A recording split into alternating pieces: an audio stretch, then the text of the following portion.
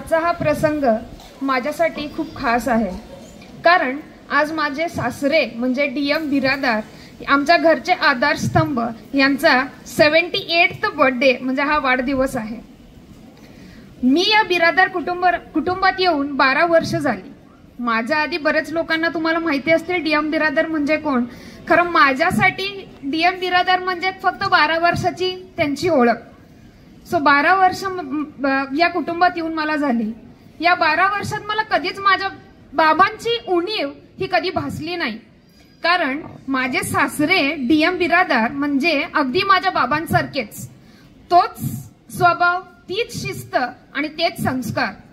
म्हणूनच लग्नानंतर या घरात रुळण्यासाठी किंवा माझ्यासाठी फार कठीण असं झालं नाही। त्यांच्या आपुलकीमुळे आणि प्रेमामुळे मी या कुटुंबात अगदी सहजपणे एकरूप होऊन गेले। ते फक्त माझे सासरेच नाहीत, तर मला नेहमीच मुलगी म्हणून हे मान दिलेले आहेत। सासरे केवळ घरातील ज्येष्ठ नाहीत, तर ते माझ्यासाठी वडील समान आहेत। त्यांनी मला नेहमीच पुढे जाण्यासाठी प्रोत्साहन दिलं आणि नोकरी करायला ही सांगितलं। आता नोकरी करायला सांगितलं म्हटल्यानंतर आपल्याशी बरेचसे लोक इथं असतील जे नोकरी करतायच आहेत, पण ज्यावेळी मी नोकरी करणार आहे किंवा मला नोकरी करायचंय हे सांगितलं होतं, त्यावेळी मी ज्यावेळी माहेरी माझ्या असताना माझ्या वडिलांना हे आवडत नव्हतं की माझी मुलगी नोकरी करावं। माझ्या मोठ्या बहिणी आहेत, कधीही त्यांनी नोकरी करायला दिली नाही। पण तिथंही माझं भाग्य की मी लहान असल्यामुळं ठीक आहे तू करतीस ना कर असं म्हणून माझ्या वडिलांनी मला तोही मान तिथं दिला। तसंच इथं आल्यानंतर, लग्न होऊन आल्यानंतर मला डॅडींनी सांगितलं की तुला इथं नोकरी करायची आहे, तुझं तिथं अनुभव होता तर तू इथंही कर। पण नोकरी करायचं म्हणल्यानंतर इंजिनिअरिंग झालेलं होतं, म्हणल्यानंतर एका इंजिनिअरिंग इन्स्टिट्यूट मध्ये आम्ही गेलो। मला आजही तो दिवस आठवतोय। इंजिनिअरिंग इन्स्टिट्यूट मध्ये आम्ही गेलो, शरद इन्स्टिट्यूट मध्ये।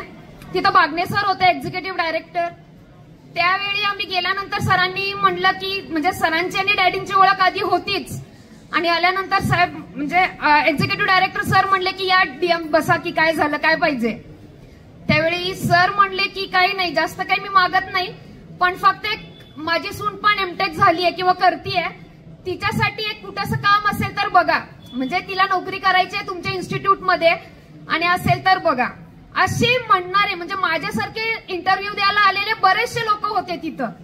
आणि एवढंसं डॅडींचं वाक्य त्यांनी ऐकल्यानंतर एक मिनिटाचा किंवा ह्याचाही विलंब न घेता सरांनी एवढंच म्हणलं त्यांना की DM बिरादारची सून आहे ना म्हणल्यानंतर मी काही विचार नाही करत, मी सहज तिला दुसऱ्या दिवशी हे देतो की बाबा तू इंटरव्ह्यू पास झाली असं समज, आणि दुसऱ्या दिवशीपासून तू नोकरीला आली तरी मला चालेल।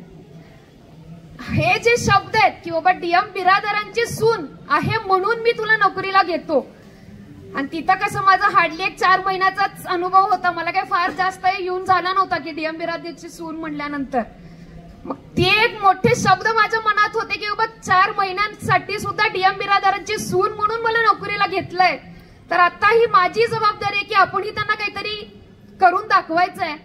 आणि एवढे मोठे माझे सासरे आहेत हे आधी माहित होत, म्हणजे फक्त ऐकून होते, अनुभव असा फारसा काय बघून माहित नव्हता।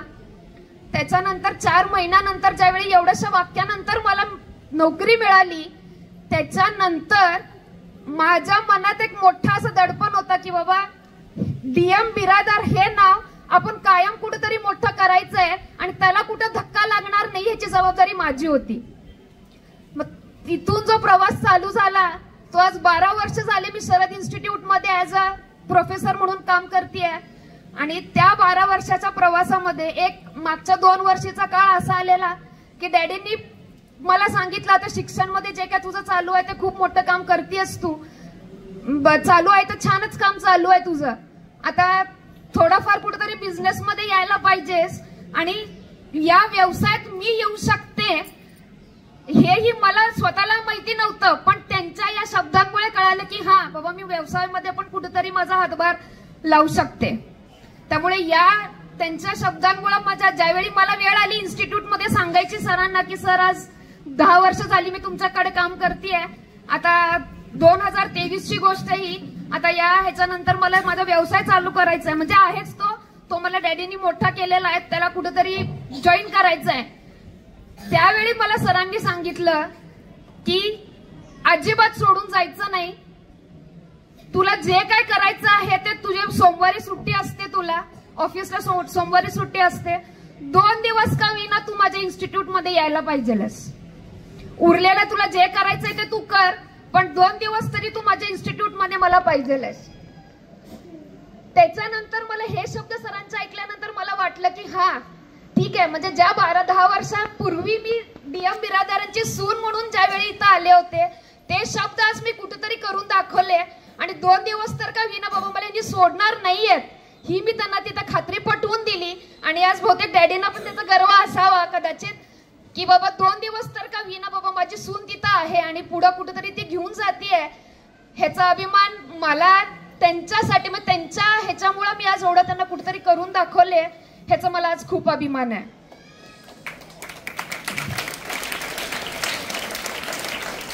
नंतर डॅडीनी मला व्यवसायात सामील व्हायला आग्रह केला.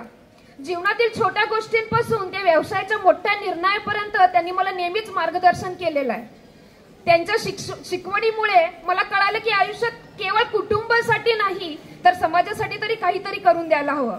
त्यांनी उभारलेला जो साम्राज्य आहे हे त्यांच्या कष्टाचं फळीत आहेच, आणि मी जरी त्यात खूप मोठा वाटा उचलू शकले नाही तरी थोडंफार योगदान द्यायचं मी नक्कीच प्रयत्न करेन. तर त्याच्यानंतर बोलायचं झालं तर आमचा छोटा ध्रुव बद्दल बोलायचं झालं तर माझ्या अनुपस्थितीत म्हणजे मी नोकरी करते, मी ऑफिसलाही जाते, म्हणजे माझा फारसा काळ ध्रुव सोबत जास्त वेळ नाही मिळत, तर त्याच्या आजी आणि त्याचे आजोबा त्याच्यासोबत खूप वेळ घालवतात. आमच्या गल्लीत ही तुम्ही जर बघितलं म्हणजे जर असेल, मॅडमना त्याचा अनुभव आहे, आज मला कोण ध्रुवची मम्मी म्हणून कोण ओळखत नाही, तर डीएम बिरादारांचा नातू म्हणून आज सगळीकडे ओळखला जातो. त्यामुळे ह्याचाही आम्हाला फार अभिमान वाटतो. तर